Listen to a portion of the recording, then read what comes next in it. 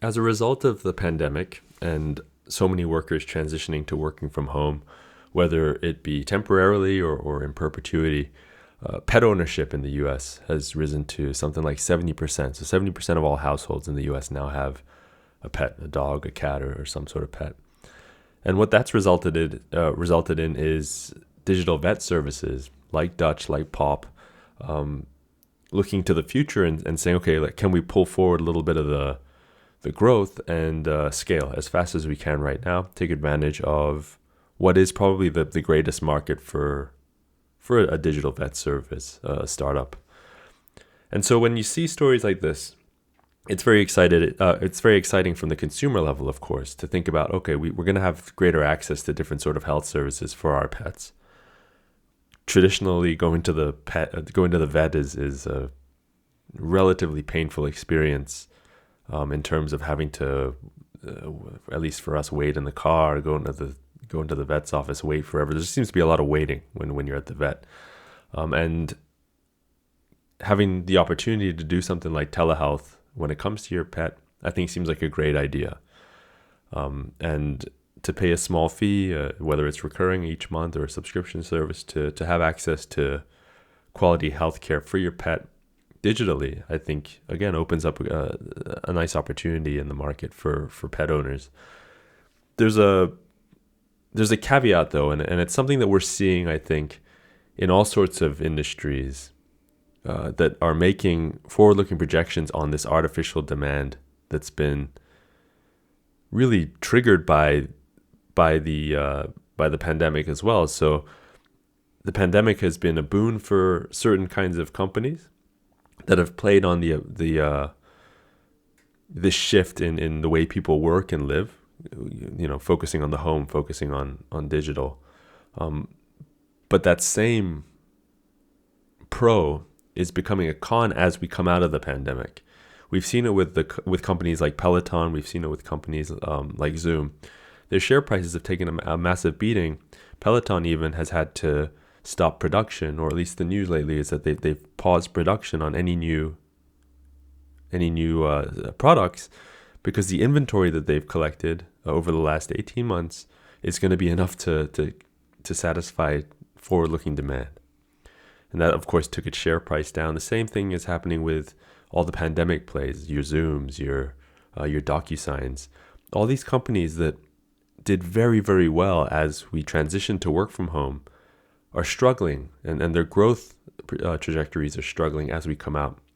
And so I see a story that talks about digital vet startups like Dutch, like Pop, and how they're betting on a continued pet boom.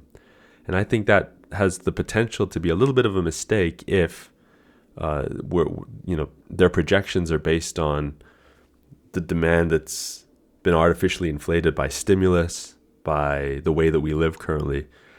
Just think of gyms, for example, in-person gyms. I think going back to the Peloton example, you saw at the start of the pandemic, a lot of people buy home equipment.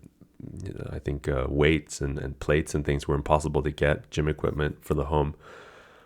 And as we've kind of been in this pandemic for 18, going on 24 months now, people are itching to get back to the gym. We've just started a new year, and I think you're seeing more people take the chance and go back in person.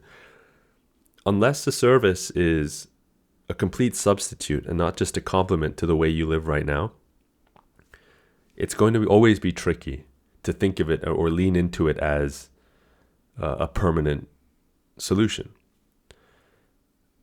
I think of the in-office work experience and the work-from-home experience as that kind of a problem. So I'm yet to be convinced that Zoom and telephone calls and seeing everybody over a screen is as productive as going in person and having meetings where you're on a whiteboard together.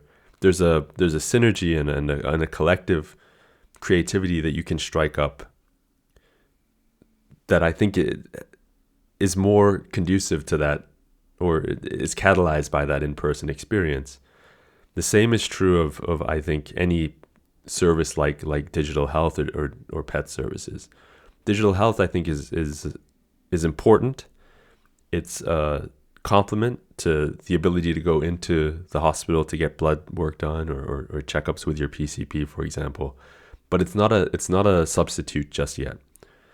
And I think we can apply that same thinking to digital vet services.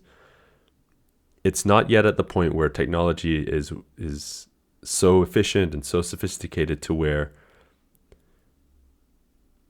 showing up on video with your pet is a complete substitute for going to the vet, for example. And so until we get to that point, I think it's difficult for startups to make forward-looking projections based on demand over the last 18 months.